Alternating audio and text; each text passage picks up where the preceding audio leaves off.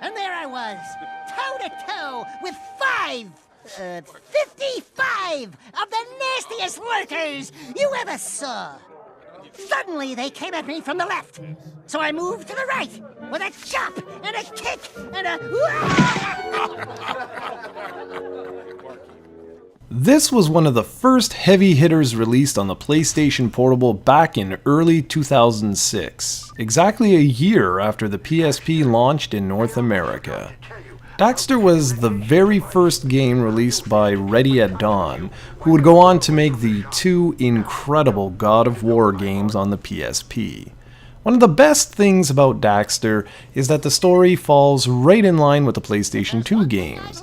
It's nice to see a complement to the series rather than a simple side story with no real relevance. Just as the title of the game suggests, you take on the role of Daxter, Jack's lovable, wisecracking sidekick, while he sets out on his own incredible adventure. Taking place just before Jack 2, Daxter finds himself all alone while Jack is nowhere to be found. It's not that long before he ends up taking up a job as an exterminator, as Haven City has a serious bug infestation. But not only that, it gives Daxter the perfect cover to search deep within the city for the whereabouts of Jack. With Daxter taking center stage, the game feels much more lighthearted than the other Jack titles, especially since Daxter was the main source of comedy relief. The setup is like the mission-based format in the later portions of the PS2 Jack games. You're given missions throughout Haven City, mostly pertaining to the eradication of bugs, and spending your time traveling through the city from one job to the next. There's a great variation of locations to visit, from a hotel, tanker ship, sawmill, to even mining facilities. The size and scope is extremely impressive for this being on a portable. You're usually presented with a main goal of killing a certain number of bugs, but every now and then you receive special mission objectives like eradicating insect hives or collecting special items. At the beginning of the game, Daxter is outfitted with a very handy electric fly swatter. He also has a combo to squish enemies and can expand his repertoire as the game progresses. The fly swatter is great for melee attacks, but it takes a bit more firepower to take care of some of the larger bugs. Fortunately, Daxter nabs an insecticide sprayer. It doesn't kill bugs outright, but it stuns them so he can lay down the smackdown with the fly swatter. It also proves useful for many of the platforming sections of the game. By aiming it downward, Daxter can hover for short distances for making those extra long gaps. Later, you can even upgrade it to a flamethrower. Having the sprayer really comes in handy since Daxter truly is a platforming game at heart. The game has some excellent level design that has you running, jumping, climbing, and hovering your way all over the place. Every level feels unique, though save for a few short branching paths, everything is fairly linear. The game isn't terribly challenging either. The difficulty mostly lies within trying to find and reach all of the hidden items scattered throughout each stage. It's a lot of fun, and fans of platforming games will most likely feel right at home with Daxter. The controls are fairly sharp and responsive, which is important for a PSP game and equally important for a platforming game. Players can opt to control Daxter with either the D-pad or the analog nub, though the nub is better for allowing you to control Daxter's speed.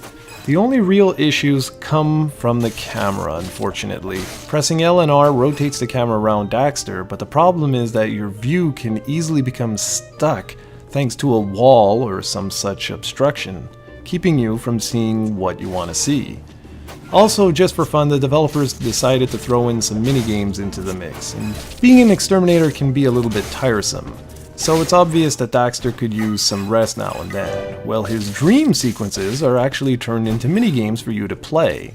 The best part about them is that they end up being parodies of well-known movies such as The Matrix, Lord of the Rings, and Braveheart. These button-mashing sequences have you hitting the proper face buttons and sometimes the D-pad to have Daxter defend himself from oncoming attacks. These sequences are simple, but make a fun diversion. They also allow Daxter to unlock new moves and gain extra health, so they actually have a useful purpose besides just being entertaining. There's also a small multiplayer mode available just for kicks. It's nothing terribly complex, but just another notch on an already impressive list of features. A bug battling mode can have you taking on players or the computer in a rock, paper, scissors style combat. In addition, bugs and power-ups are some of the many hidden items scattered throughout the game's story mode. Not only that, but players that own Jack X Combat Racing can connect their PSP to their PlayStation 2 to unlock bonus features.